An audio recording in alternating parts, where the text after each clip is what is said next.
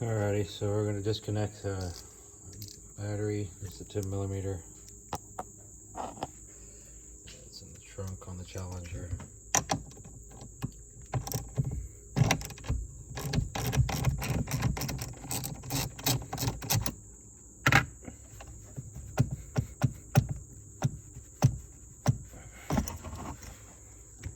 Let me set this down for just a second.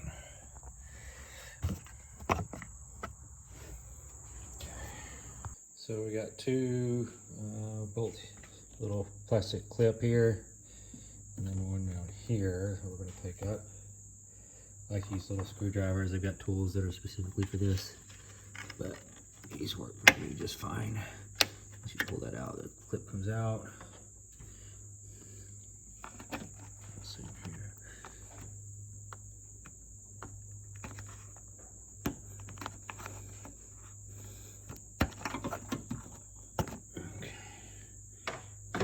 Release, open up, and then it gives you access to your PCM. Of course, there's a bolt here, a bolt here, and here, and that allows you access to your plugs. Pretty dirty back there.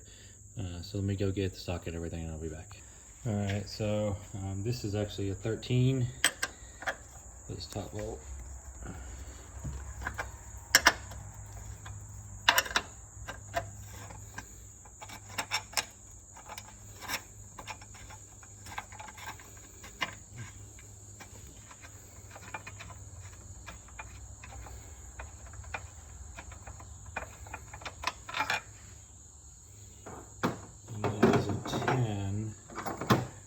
For these back two to release this.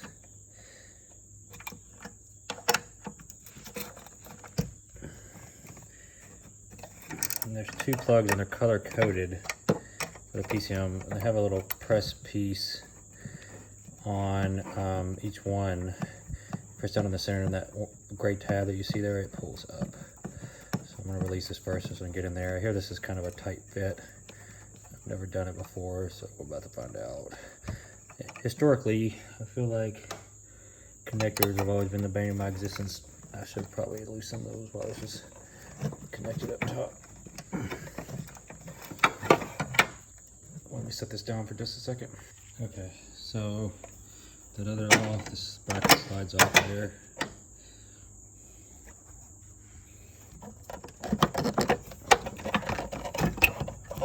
Get the bracket out of the way, I think it'll make it easier.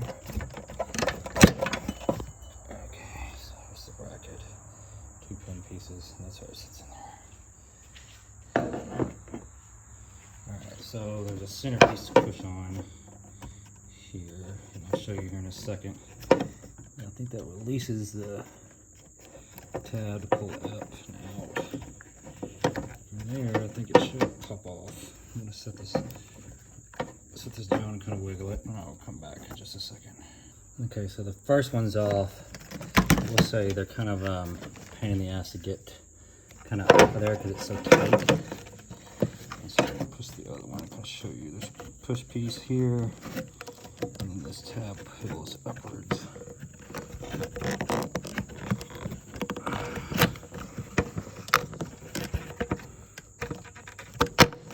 That releases it. It's color coordinated, and then you can slide off.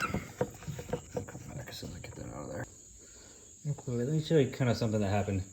So when I was pulling this clip off, it got out of sync. It pulls this tab back. It got out of sync with that, so I had to pull this whole thing, separate it. There's a pin here, kind of locks, and there's two lock tabs in the back. And I had to re-engage it at the same spot because this pulls back and unlocks this whole thing.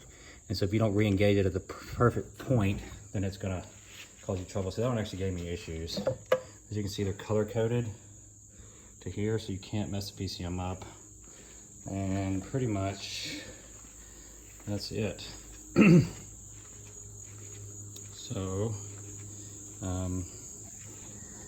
stay tuned. I'll be getting this PCM back, reinstalling, and then hopefully ordering one of the packages. I'm debating on whether I'm going to go with the Duster Hoff and just get rid of the Incognito, or use the Incognito and then get the Ripatoon package that has the smaller upper. which will require me pinning the crank. As far as I know, Riptune does not Riptune, but Dust-R-Off doesn't recommend pinning with the 18 and up, which is a little bit scary to me, but they say that the modified crank bolt has better clamping force, and the odds of you like spinning on the crank is a lot less. So we'll see. So just stay tuned. That's the PCM removal, sending off Cetera.